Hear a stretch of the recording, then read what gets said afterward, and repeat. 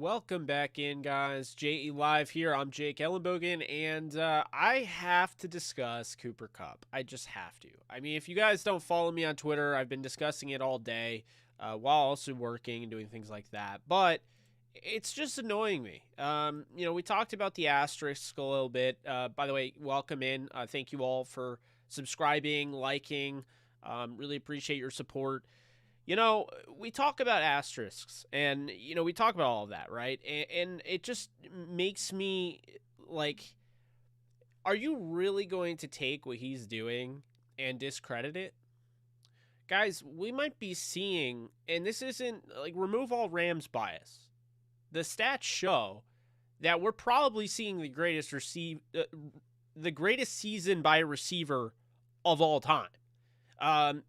Before this, widely regarded as the greatest season ever, was Jerry Rice's season back when he was 32.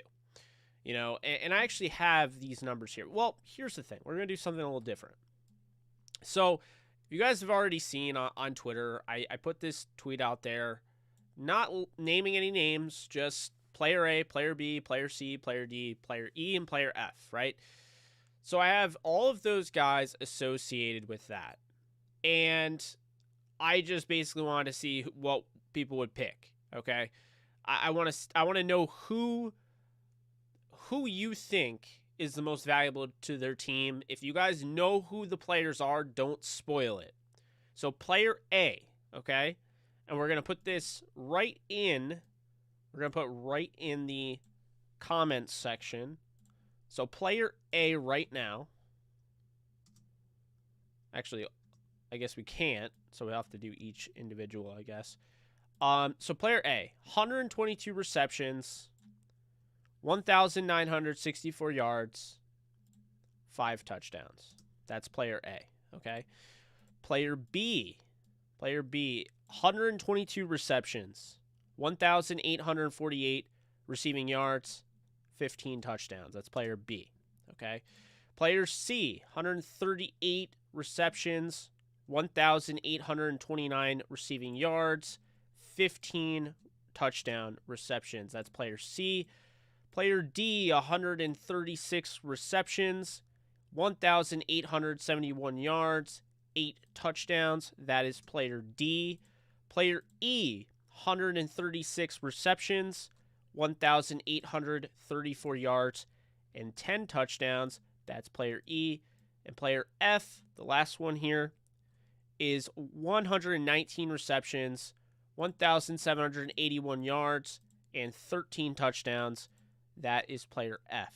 So, without looking on, because we're not going to waste time on that, use the honor system. Without looking on Pro Football Reference, you tell me who is the most valuable to your team. What would be the most valuable receiver? Not who you know. Which one do you look at and say, that's the most valuable season for my team or any team? So we got B, player B.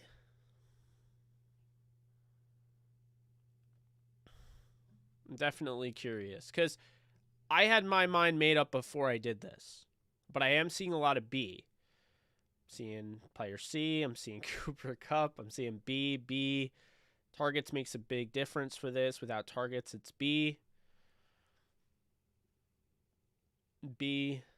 C, B or C, C.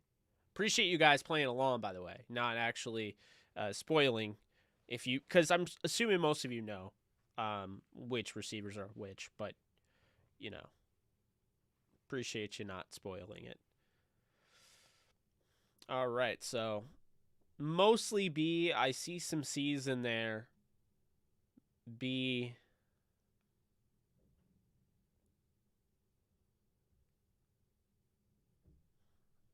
C.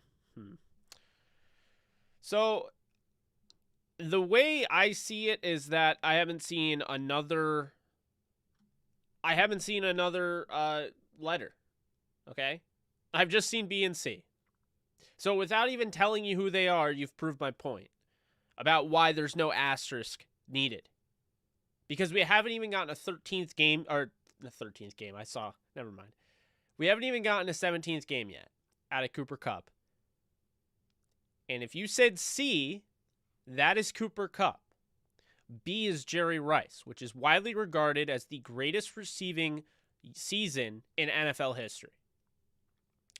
A is Calvin Johnson, the guy who Cooper Kupp can take the record from. And no one said A. No one said A. And this is not a knock on Calvin, but I would make the argument that in 2012, when he broke the receiving record and they went 4-12, and he only had, 6 touchdowns? I'll have to go back and look. I think it was 5 touchdowns. He had 5 touchdowns. The year prior, in 2011, I'd argue was better. You take away the receiving yards, sure, but he was in the teens with touchdowns, and that team went 10-6. They went to the playoffs and lost to the Saints. So, what am I getting at here? Okay?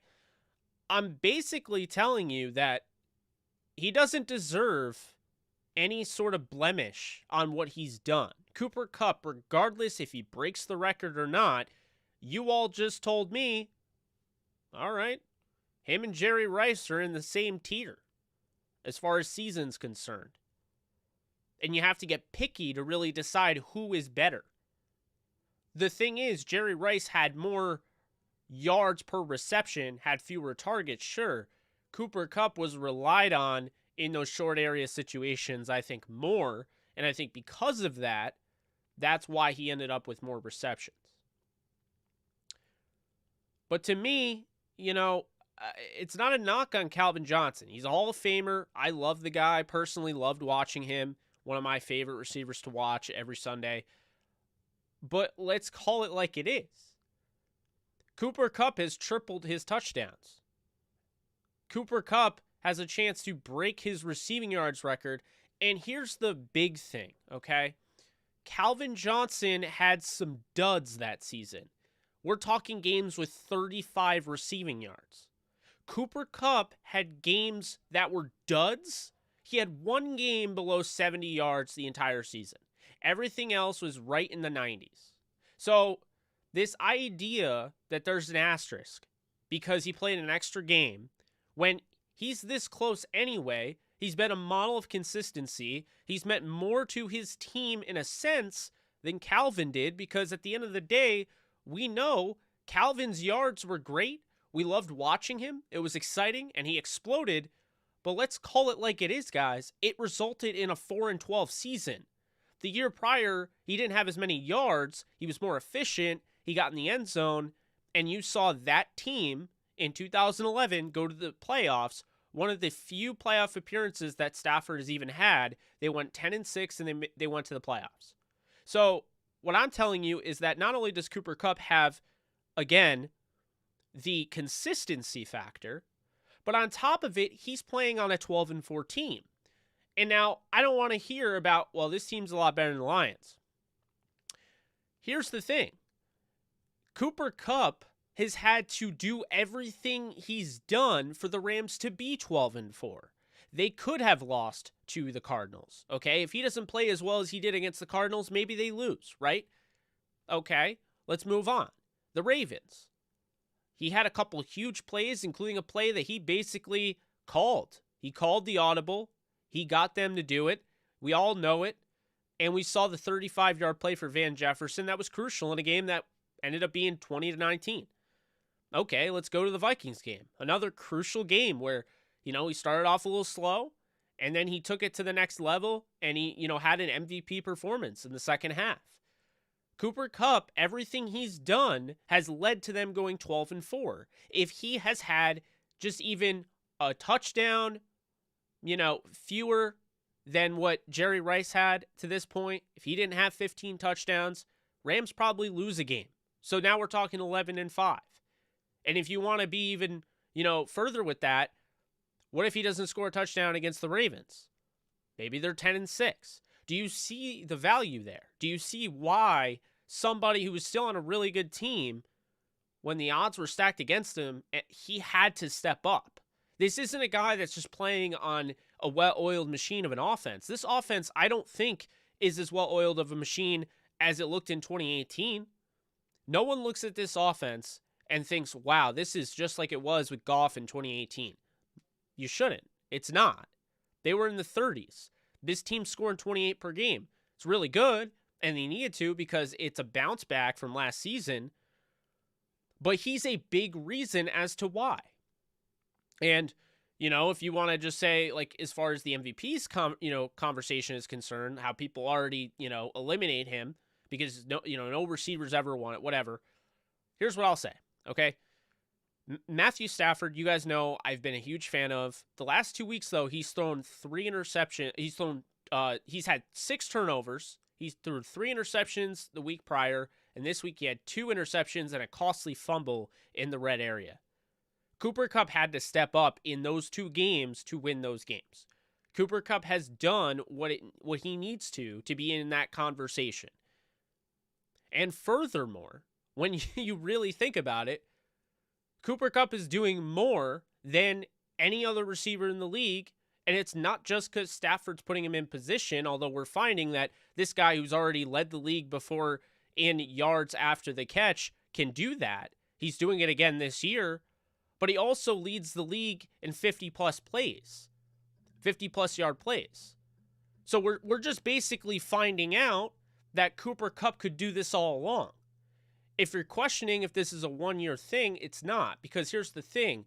Cooper Kupp was a rookie in 2017, okay? He was behind Robert Woods. He was behind Tyler Higbee. He was behind Sammy Watkins. He carved out a role, but he had to work for it. And furthermore, they had a receiving back by the name of Todd Gurley that was the engine to that offense. He was the catalyst. He made everything work. So that was a lot of yards, a lot of production taking away from his plate. So then you go to 2018. And with 2018, Todd Gurley, before he got hurt, was really on pace for a massive season. He had 20 touchdowns that season, probably could add more. And again, he's still being used in the receiving game. They go out and they get a better third receiver who ends up being the second receiver in Brandon Cooks. They still have Robert Woods. They still have Tyler Higbee. So here's my point, is that all we've seen, all that's been confirmed, is that Cooper Kupp was always this good, and he was never in those positions to need to be at this level. That's not to say he hasn't gotten better over time, but we already know the proof is in the pudding. Him and Robert Woods, I've said this so many times, it probably annoys people, but they led the league in yards after the catch. And a reason is because, they had to. Jared Goff had one of the worst average depth of throws in the league last year. And so since he wasn't throwing deep down the field, you don't have those 40, 50-yard plays. You don't have those 40, 50-yard plays. He has to start making things happen out of nowhere, out of seemingly nowhere. Just make something happen. So that is what Kupp was doing. He was taking basically what was given to him and trying to break tackles and make things happen after the catch. Made his job harder. In comes Stafford. He already has that ability after the catch. He already has the ability to break tackles, but now you added the deep ball down the field. You added that to your arsenal. It's why those 20, 30-yard seam busters are working so well. I'm not going to act like Kupp didn't get better over time, but he was always capable of this. We just didn't realize it because of who was in his way. And now, with Robert Woods out, we should realize he is the best receiver in football right now. Maybe he won't be next year. Fine. Maybe it's Devontae Adams.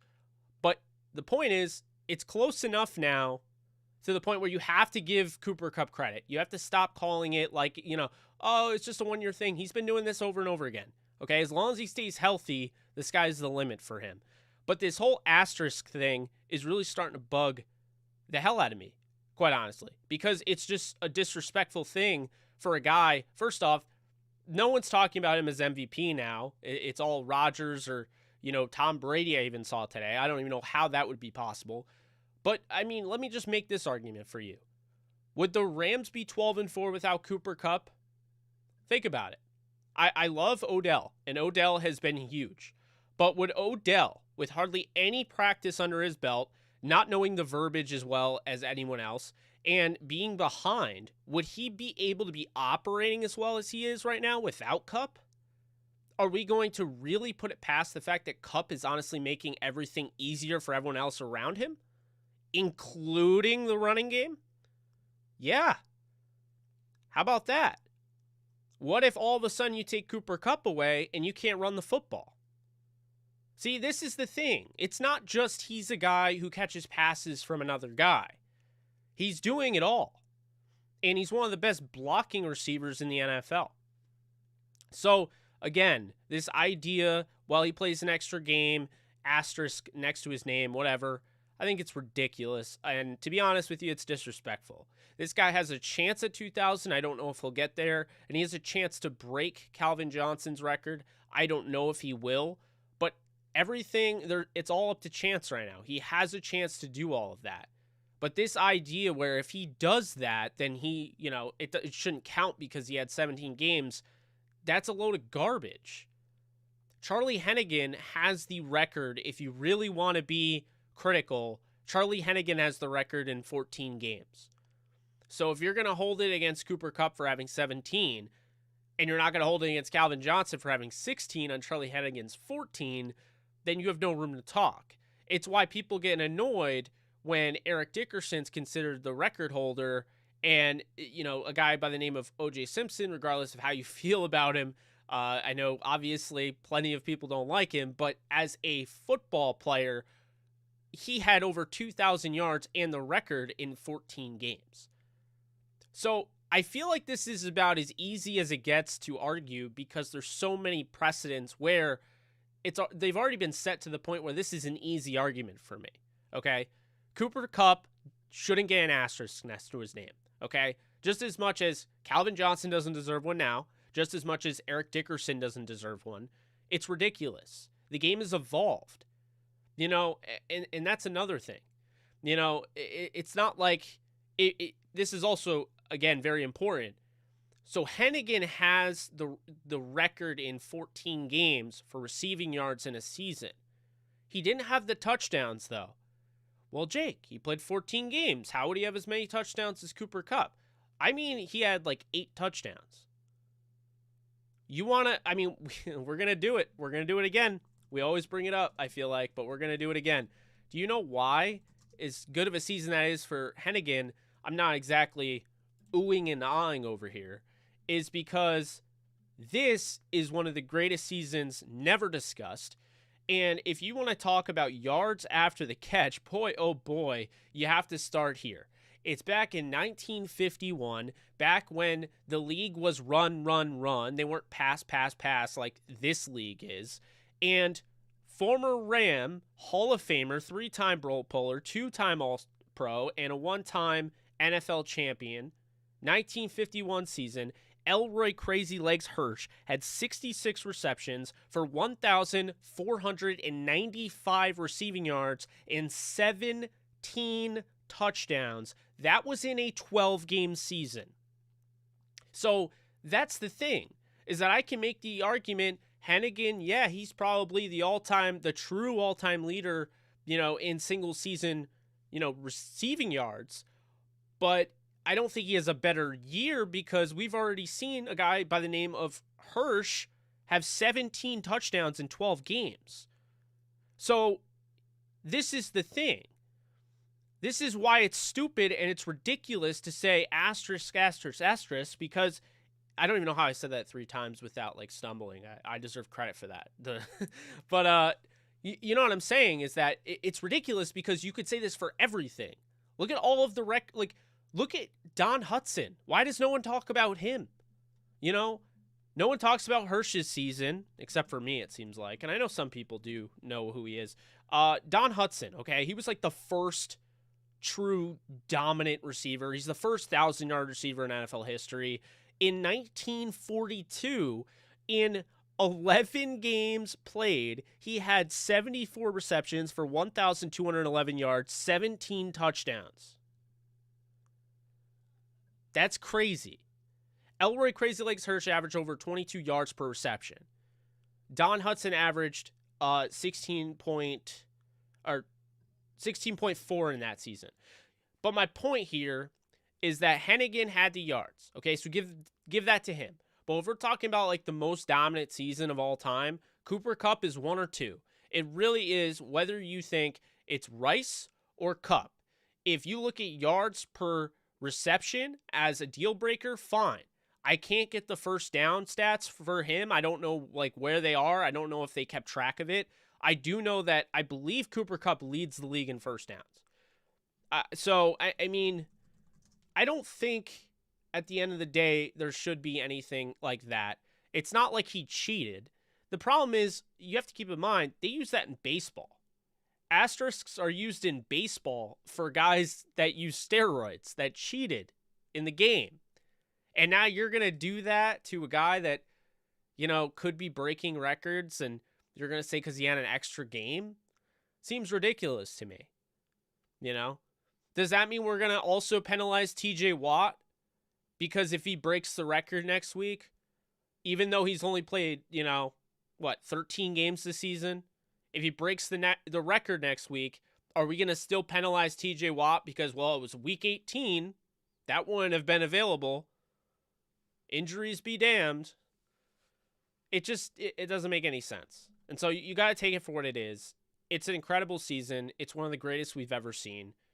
Right now, he's got 138 receptions, which is, by the way, 21 ahead of second place Davante Adams, who I believe is the second best receiver in the NFL.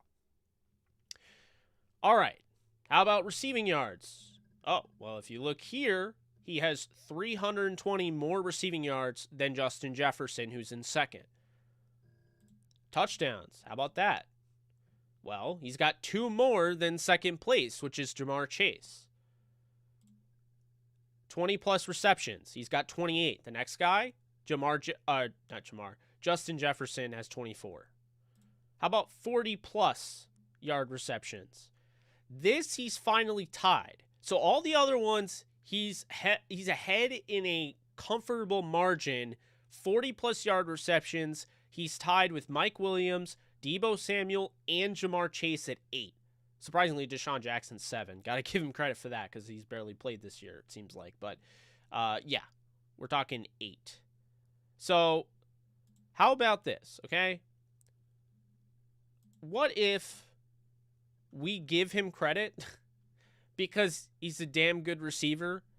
He's probably going to get the Triple Crown, which hasn't been done since Steve Smith in, I believe, 2004. How about we just finally give the guy his credit? And if we're going to talk MVP, then why don't we just talk about the fact that him and Jonathan Taylor are having beyond noteworthy seasons. Jonathan Taylor is almost 500 yards ahead of Joe Mixon. He is almost 500 yards ahead of Joe Mixon in rushing yards. And he's only had what? He's had 25 more carries? 25 more carries apparently equals 500 more rushing yards. That is incredible. Touchdowns. Jonathan Taylor is 18. The next guy is 14. Damian Harris. 20-plus yard runs. Jonathan Taylor has 13. 40-plus yard runs. Jonathan Taylor's 5. The next guy is Derrick Henry, who has 2 and hasn't played since earlier in the year. I mean, come on. It's just, when you look at the seasons that these guys are having, Jonathan Taylor has, no big deal. First downs. Listen to this. Jonathan Taylor, guess how many? First downs. 104. The next guy is Najee Harris with 61. I mean, these guys are having incredible seasons, and you guys know how I am about Aaron Rodgers.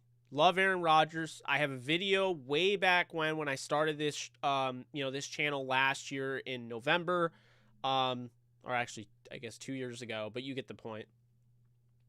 I have a video defending him and why I believe that he does deserve to be in the GOAT conversation. So understand this. I'm not anti-Aaron Rodgers like the people that want to say he is an MVP because they don't like him. I like him a lot, actually. By the way, Cooper Kupp leads in first downs. Forgot to mention that with 84. Devontae Adams has 80. But here's the thing, okay? Aaron Rodgers, if you go to passing yards, he's already clinched the first round bye. So the Packers probably are not going to play him.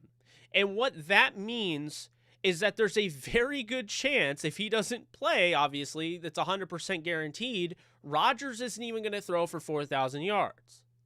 Okay, so there's that. And then you look and, 35 touchdowns. I mean, that's good for, top in the league, like third place, tied for, Patrick Mahomes and Justin Herbert. Then you look at his, passer rating, 111.1. He's had a very good year. His team's great. But he had 13 more touchdowns last season when he was the MVP. My point here is that Cooper Kupp and Jonathan Taylor have done so much this season and have had such astronomical performances this season as far as consistency and constantly. It's not just, falling off a little bit, although Taylor took a little bit to get going earlier in the year, whereas Cooper Kupp's been a model of consistency all throughout. The point is that these guys have played to an incredible standard where I don't think you can just gift wrap the MVP to a quarterback this year.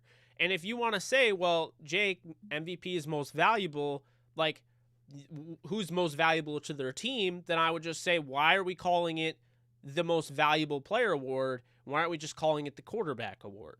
Because if we're not going to give it to a receiver who might break a record that seems somewhat unbreakable, and we're not going to give it to a receiver that could break another record as far as receptions, and a receiver that will do something potentially for the first time since 2004 with the Triple Crown. I mean, we're talking about a scenario here, folks, where there's an asterisk for Cooper Kupp. For a lot of people, they don't want to give him credit because he breaks the record in 17 games. And on top of that, in a scenario in which he doesn't win MVP or Offensive Player of the Year, despite being the only one of the big three in this conversation to break records. Cooper Kupp could get to 2,000 yards and still not be your MVP or Offensive Player of the Year. There's something wrong there. Now, I mean, we could talk about, the MLB and the way they do it. Personally, I like the way they do it more. And I wouldn't be this outraged or, whatever you want to call it. I wouldn't be making this big of a deal if it didn't matter. The Hall of Fame voting. Someday when they vote for Cooper Kupp or, it comes down to the wire, they're going to be like, well, he only had one Pro Bowl, or he didn't win an Offensive Player of the Year award. This is how it works. It's ridiculous. It's absolutely ridiculous. Because we've seen it. We saw Isaac Bruce take forever to get in the Hall of Fame. So when we're defending our players for accolades, we're defending, I'm still defending Jonathan Taylor. He's not on the Rams. It's not a Rams thing. But when we're not defending these guys, or the reason we are defending these guys, is because at the end of the day, it's a personal accolade that goes a long way when it comes to Hall of Fame. I've seen guys that literally won't get any sort of conversation to them because they weren't in. Remember, the biggest knock on Isaac Bruce was that he didn't have many Pro Bowls. He was in 2 Pro Bowls. Do you realize that Isaac Bruce didn't make the Pro Bowl the year he had 1,781 receiving yards, which was the second most all time and was the most for a little bit before Jerry Rice broke it that same day? Do you realize that? Because he didn't get a Pro Bowl that year. 13 touchdowns. He was player F. Yeah, that's right. Isaac Bruce was player F. He didn't even get in the Pro Bowl that year, and they held that against him. So this is why people defend guys like Cooper Kupp, because when they're having magnificent, unreal, unheard of seasons, they deserve praise. But furthermore, if they don't get this, it's not like, we may hear some arguments when they go to sit down the round table and they're deciding who's going to get in the Hall of Fame. And, there'll be guys that have some sort of reason when they go to defend Cooper Kupp and be like, he didn't win MVP or Offensive Player of the Year that year, but he broke the record. However, there's going to be people that just dismiss it anyway because they'll just dismiss it anyway, and that's the thing. So Cooper Kupp finally gets in the Pro Bowl. I believe this is his first year, which is ridiculous. Okay. Finally gets in the Pro Bowl. And then this year, he's the best player in the league right now. He's the best offensive player. The Rams technically have the two best players on both sides of the ball. Actually, they have the best player on the offensive side of the ball right now. And technically, they have the best two players on the defensive side of the ball in Jalen Ramsey and Aaron Donald. My point is that it's just going to be ridiculous when you're talking about long-term, defending different guys for the Hall of Fame. People bring up this stuff. They bring up Pro Bowls. They bring up how many OPOYs did you have, Offensive Player of the Year? How many Defensive Player of the Year awards did you have? How many MVPs? If Cooper Kupp doesn't have any of them, it hurts his case. And it's ridiculous to ever hurt this guy's case because this is one of the greatest seasons, if not the greatest season for a receiver in the history of the league. And that's why I felt the need to make this video. I felt the need to go off on a tangent about it because I speak the truth. And it's not just because he plays for the Rams, because I'd also say Jonathan Taylor is having a fantastic season and Cooper Kupp should win the MVP and Jonathan Taylor should be Offensive Player of the Year. Aaron Rodgers is one of my, I love Aaron Rodgers, okay? I think he's better than Brady, and I know people laugh at that, but I mean, who's more talented? I would probably say Rodgers pretty easily. The way he plays the quarterback position, it's just different. Brady's more, accomplished, but I would say Rodgers is more talented. But when we're talking about Rodgers, this is a pretty, I don't want to call it ordinary, but we're talking about a guy that had 13 more touchdowns last year. And, I mean, he didn't even throw for 4,000 yards this year. So it's like, I don't know how, to me, when you have guys like a Cooper Kupp and a Jonathan Taylor, the seasons they're putting up, you have to be astronomically better at quarterback. This can't just be a quarterback award, and it hasn't been. I understand, lately it has, but just because we decided all of a sudden really hard look at the definition of, most valuable player doesn't mean that we were always doing that.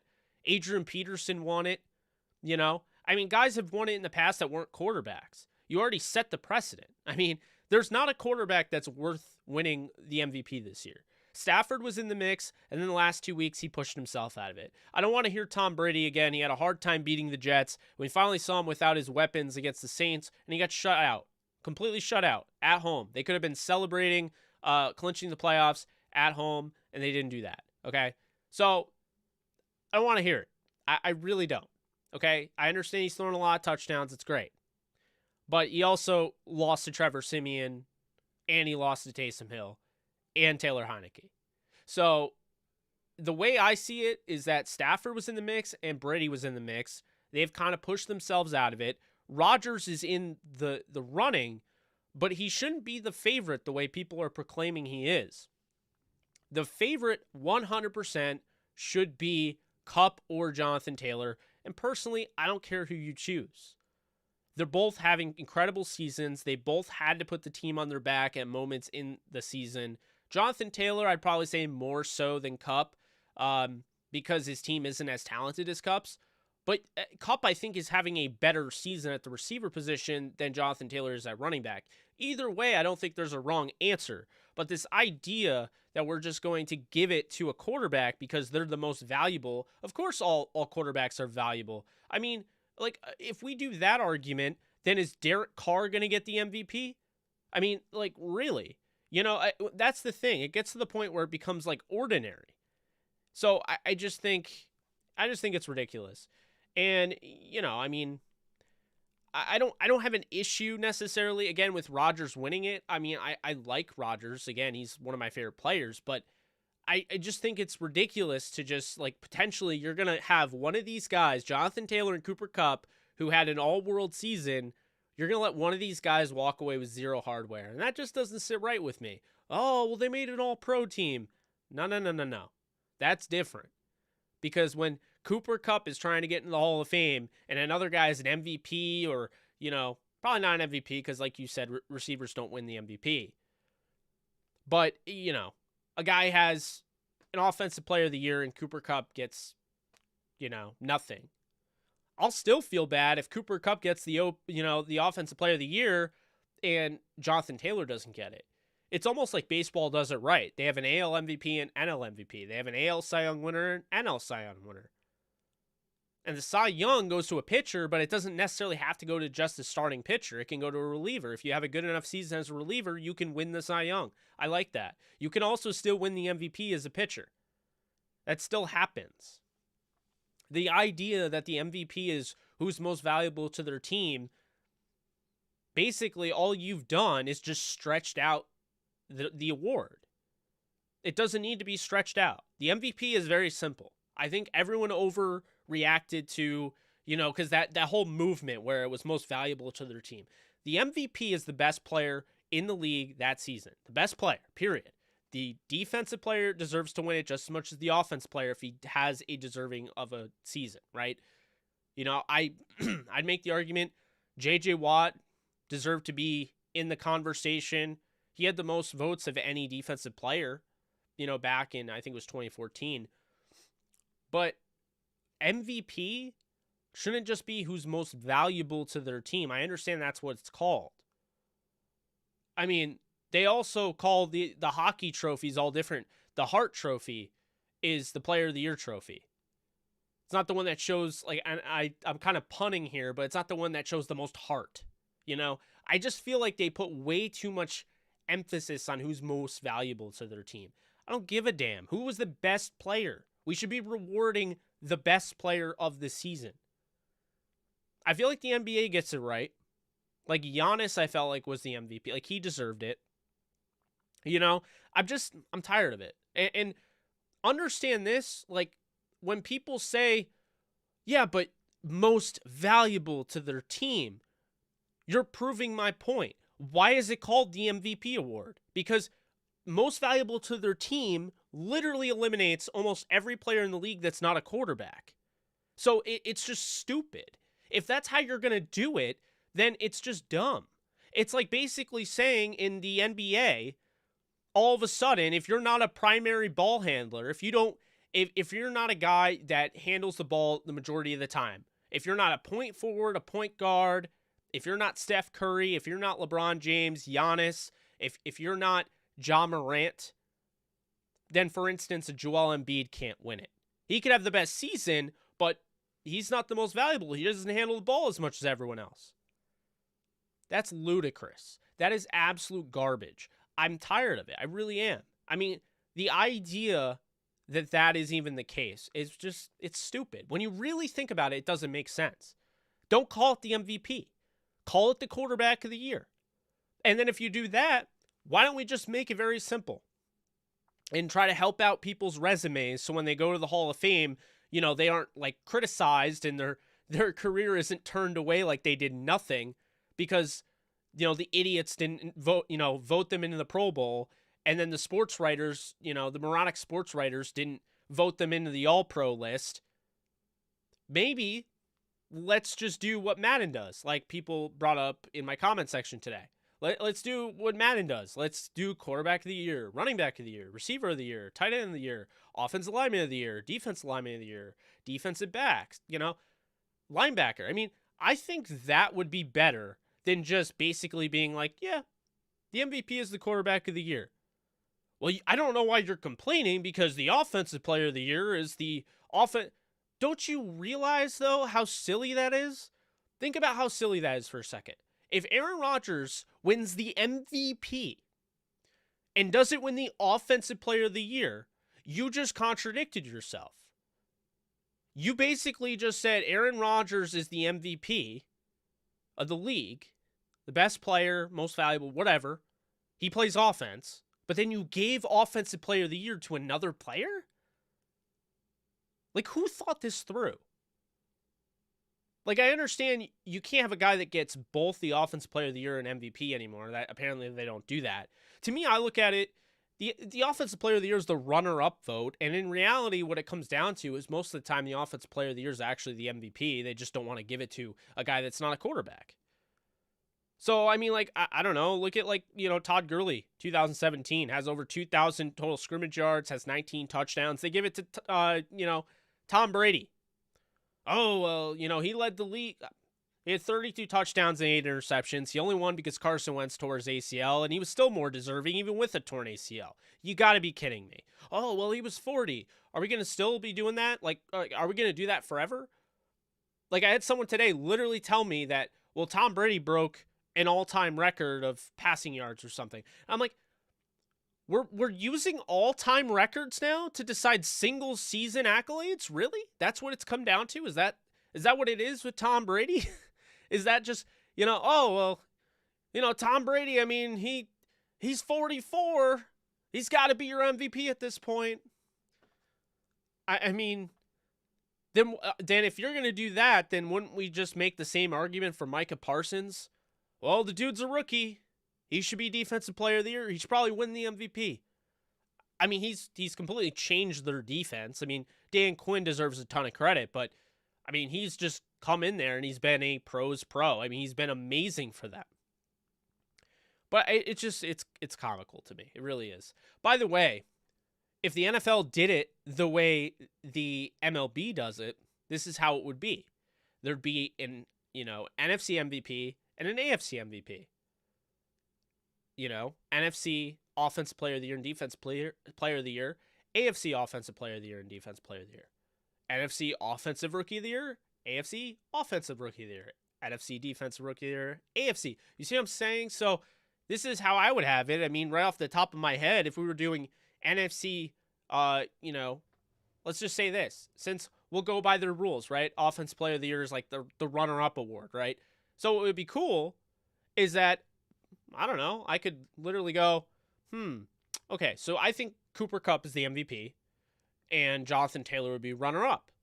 But now, if it was the way it is with the MLB, I could literally do, no one gets screwed over. NFC MVP is Kupp, AFC MVP is Jonathan Taylor.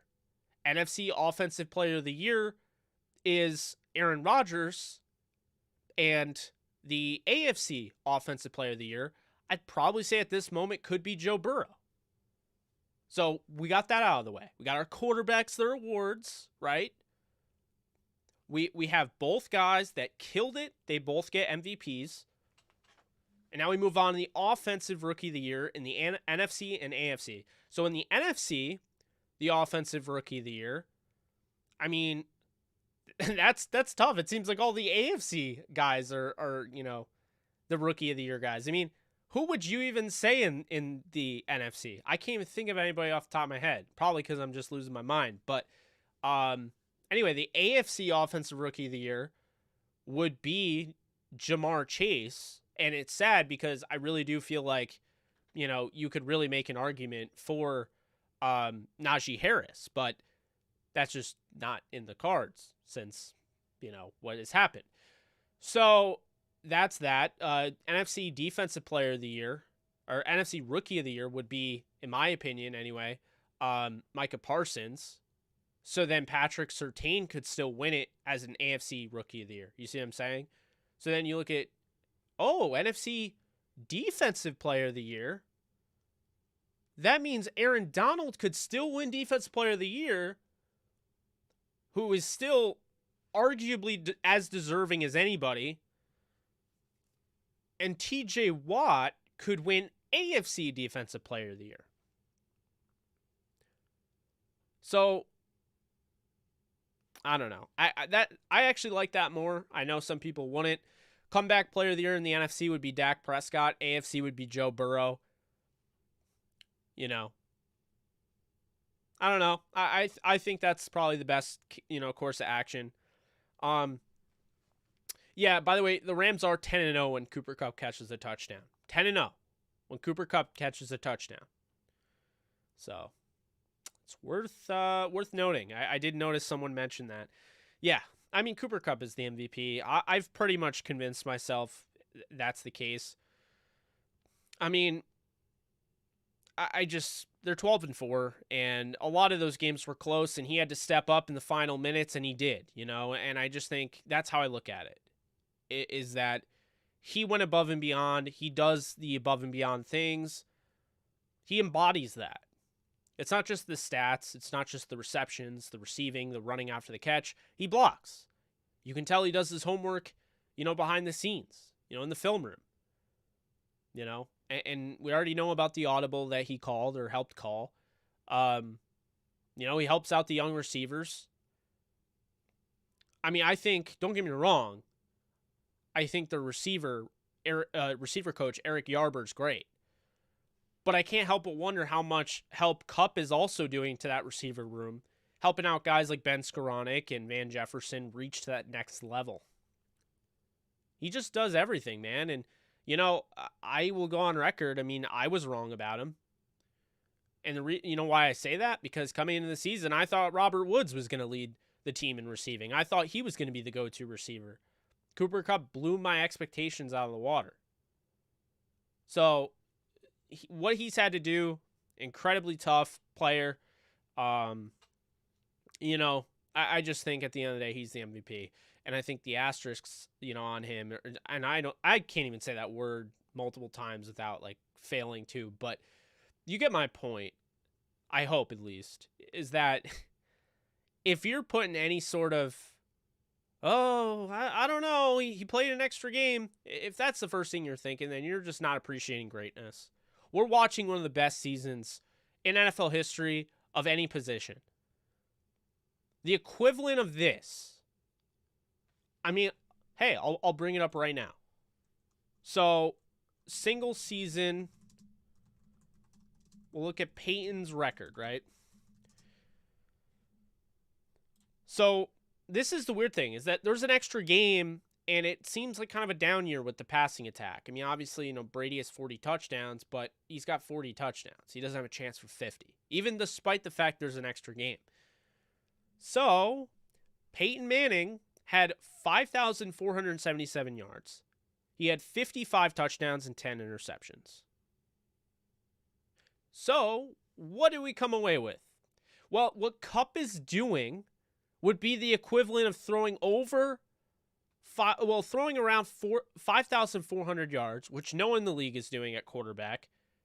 55 touchdowns, that would put him around, he'd probably be at 52, 53 if he was a quarterback, kind of just comparing him to what, if you cross that over. 10 interceptions, we'll say 9 to 11. So that is what, in my opinion, not exactly, I mean, if you had, a 49 touchdown, 8 interception guy or somebody like that, whatever. But 55 touchdowns, 10 interceptions, 5,477 yards, that's the greatest passing season of all time. I don't know if that's ever getting broken. I really don't feel like it is. Peyton was on another level that season. So, if we're not seeing even, guys aren't even getting in the 50s passing touchdowns, the yards aren't even, are we going to even get we're going to get a 5,000 yard passer. Yeah, Tom Brady will be a 5,000 yard passer. So, we'll maybe get one 5,000 yard passer. We'll get a guy in the 40s. Maybe multiple guys in the 40s. But there hasn't been a quarterback that's been upper echelon to the point where we're talking all-time great season. I even took it upon myself to look up right now. Jonathan Taylor has the 50th most in a single season yards after scrimmage. You guys know I defend the guy. I think he's number 2. But I'm trying to explain people and relay to people that Cooper Kupp is just having an otherworldly season.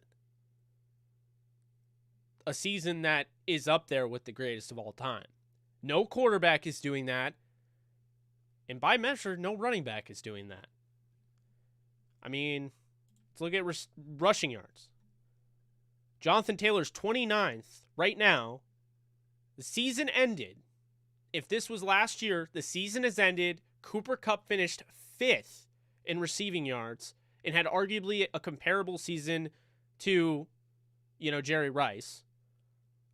If the season ended, today or on Sunday, Jonathan Taylor finished with the 29th most rushing yards in a season. So, I mean, that's something to keep in mind. Then rushing touchdowns, where are we at? Jonathan Taylor, amazing season. Tied for 15th with LeGarrette Blount, Eric Dickerson, Marshall Faulk, Adrian Peterson, George Rogers, Emmitt Smith, LaDainian Tomlinson, D'Angelo Williams. Do you see where I'm going with this? Like, as great as Jonathan Taylor has played, Kupp is doing stuff that like just doesn't happen. And when it happens, it's very, very rare.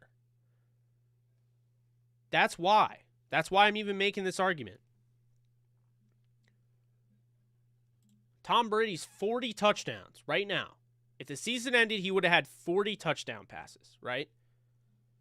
He would be tied for 13th in NFL history with himself, Andrew Luck, Aaron Rodgers, Russell Wilson.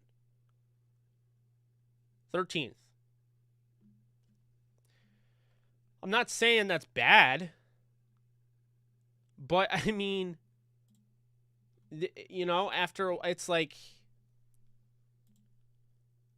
Cooper Kupp is 5th in receiving yards all time in a single season. Right now in receptions, he's 3rd. Now, I'm curious about touchdown receptions. Let's see here. Touchdown receptions, he is... I don't think he's going to be that high. He's tied for 22nd with Dwayne Bowe, Cloyce Box, Antonio Brown, Marvin Harrison twice, Tyreek Hill, Randy Moss, Jordy Nelson, Terrell Owens, Jerry Rice did it 3 times. That's insane. Sonny Randall, and Andre Rison. So, I mean, he doesn't have 23 touchdowns like Moss had, but Moss had not even 100 receptions, and he didn't have 1,500 receiving yards. So my point is that Cooper Kupp, what he's doing right now, or what he had done through 16 games, is next level. It's among the greats, whereas Jonathan Taylor, as great as he's doing, it's dwarfed when you look at the all-time. And same thing with Tom Brady. And same thing with Aaron Rodgers is even, I mean, you know, Aaron Rodgers is way down there. Because passing yards, he doesn't even have 4,000. So he's not even on this top 50 list. Like, he's not even close to top 50 all time, you know, in a single season. As far as touchdown passes go, he's tied for 25th with Brett Favre, Patrick Mahomes, himself, Matt Ryan, and Matthew Stafford. So, yeah. What about passer rating? So, passer rating, he's 19th all-time in passer rating for this single season. He's behind a bunch. I mean, he's behind himself twice. Aaron Rodgers had basically the best single season passer rating. That was 2011. Then 2020, he threw 48 touchdowns and 5 interceptions.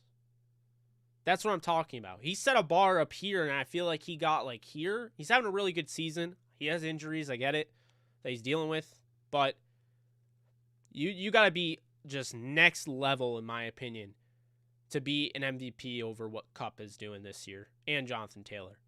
But, like I said, Kupp is just doing things that just aren't being replicated by any other skill position player. I mean, you look at, say, the defense and the sacks. I mean, TJ Watt is 5th all time in sacks for a single season. He has 21.5. He can tie the record next week with 1 sack against the Ravens. Extra game to tie Michael Strahan. 1.5. He has the record. Now, there's an unofficial record out there of 26 that has been tied by 2 Rams. I don't believe he was a Ram at the time of doing it, but Coy Bacon, and of course Deacon Jones. But guys, that's my reasoning. That's my argument. I stick by it. You know, I hope you guys enjoyed that. Hope it wasn't too much on you. Again, I really have to just say I really do appreciate you guys reaching out, about my grandfather. Really difficult time, so I'm just trying to power through it because I know that's what he would want me to do. So, just can't stress that enough. If you guys didn't hear the podcast already, I thanked you on there, but it's been incredible, and just the support. Losing somebody that meant that much to me, obviously hurts, and I'm kind of hiding it, by getting involved in something like this, but this is all I know, and this is how I know he would want me to continue on. So really do appreciate you guys again for not only subscribing and following and doing everything, but donating to my grandfather's fund, and just being there for me, the sport, just really do appreciate it. But that's gonna do it for me, guys. If you could, be sure to subscribe if you haven't already. Be sure to like this if you haven't already. We're at 56 likes, have 95 viewers. But yeah, I'll be back pretty soon. And I love you guys. So see you guys soon. And we'll do a preview Rams 49ers. We'll have some other stuff on the channel. We're going to try. It's going to be a little tough to do, a film breakdown video this week. But, I'm going to try to do that if I can. I got a lot going on, obviously, this week with, my grandfather. So, that's that. So, again, really appreciate you guys. Be good people, and I'll see you guys soon. Later.